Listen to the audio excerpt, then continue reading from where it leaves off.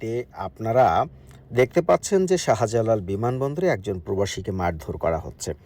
তবে আমার আজকের এই ভিডিওটি হচ্ছে যে প্রবাসীকে আসলে কি মারধর করা হয়েছে এবং কে আগে প্রথম কার গায়ে হাত তুলেছেন? বিমান বাহিনীর সদস্যরা আগে গায়ে হাত তুলেছেন নাকি যিনি প্রবাসী নরওয়ে থেকে এসেছেন তিনি আগে বিমান বাহিনীর সদস্যকে মেরেছেন?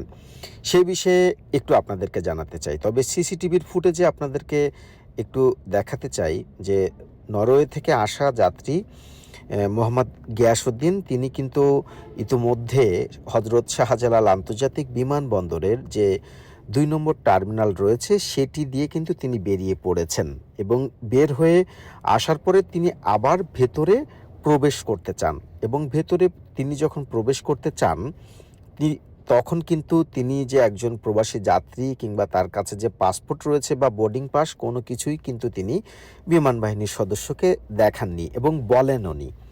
সুতরাং একজন যাত্রী চাইলেই কিন্তু একটি স্পর্শকাতর এমন জায়গায় তিনি কিন্তু ভিতরে প্রবেশ করতে পারেন না। যখন আপনারা ভিডিওতে দেখতে পাচ্ছেন যে নরওয়ে থেকে আসা মোহাম্মদ গিয়াসউদ্দিন তিনি কিন্তু এখন ভেতরে প্রবেশ করতে চাচ্ছেন। কিন্তু বিমান বাহিনীর সদস্যরা তার কাছে জানতে চেয়েছেন যে আপনি কেন ভেতরে যাবেন? তখন তিনি উচ্চস্বরে কথা বলতে শুরু করেন এবং বিমান বাহিনীর সদস্যের উপরে এই যে এখন দেখতে পাচ্ছেন যে তিনি প্রথমেই কিন্তু আক্রমণ করলেন। এরপর যখন একজন পোশাক পরিহিত একজন বাহিনীর সদস্যকে আক্রমণ করা হবে তখন নিশ্চয়ই আপনাদের ধারণা হওয়ারই কথা যে তিনি কিন্তু বসে থাকবেন না। তিনিও কিন্তু নিজেকে আত্মরক্ষার জন্য তিনি অবশ্যই চেষ্টা করবেন এবং সেই কাজটি বিমান বাহিনীর সদস্যরা করেছে।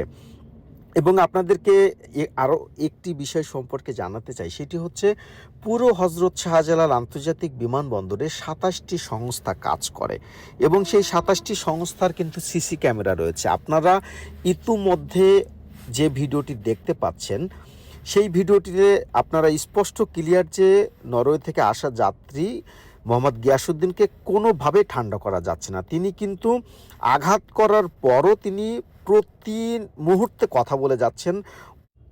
তিনি যেমন একই সঙ্গে বিমান বাহিনীর উপর চড়াও হচ্ছিলেন, একই সঙ্গে বিমান বাহিনীকে নিয়ে বাজে মন্তব্য করতেও তিনি দ্বিধাবোধ করেননি।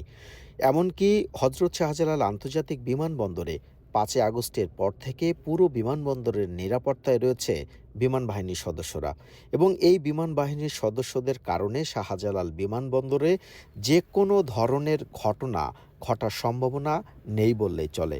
প্রথমত নরওয়ে থেকে আসা এই যাত্রী যেমন নিজেকে একজন প্রবাসী বলে তিনি পরিচয় দেননি এবং একই সঙ্গে তার কাছে পাসপোর্ট রয়েছে সেটিও তিনি যেমন বলেননি, একই সঙ্গে তার কাছে বোর্ডিং ব্রিজের পাস রয়েছে সেটিও তিনি জানাননি। সুতরাং একজন সাধারণ মানুষকে কেন বিমানবন্দরের ভেতরে স্পর্শকাতর একটি জায়গায় বিমান বাহিনীর সদস্যরা প্রবেশ করতে দিবেন সেটি নিয়ে যেমন প্রশ্ন থাকে, একই সঙ্গে নিরাপত্তার বিধানটি তো রয়েছেই। সুতরাং যাদের দেখার দায়িত্ব নিরাপত্তা তারা কিন্তু অবশ্যই নিরাপত্তা নিয়েই সবসময় কাজ করবেন। সুতরাং এখানে প্রথম যে ভিডিওটি আপনারা দেখেছেন প্রবাসীকে মারধর করা হয়েছে, কিন্তু সেখানে কিন্তু বিমান বাহিনীর সদস্যকেই আগে আঘাত করা হয়েছে। সুতরাং প্রথমে যদি ইউনিফর্ম পরিহিত যে কোনো আইনশৃঙ্খলা বাহিনীর সদস্যকে আঘাত করা হয় তিনি বসে থাকবেন না, তিনিও নিজের আত্মরক্ষার জন্য চেষ্টা করবেন। এখানে সেটিই করা হয়েছে।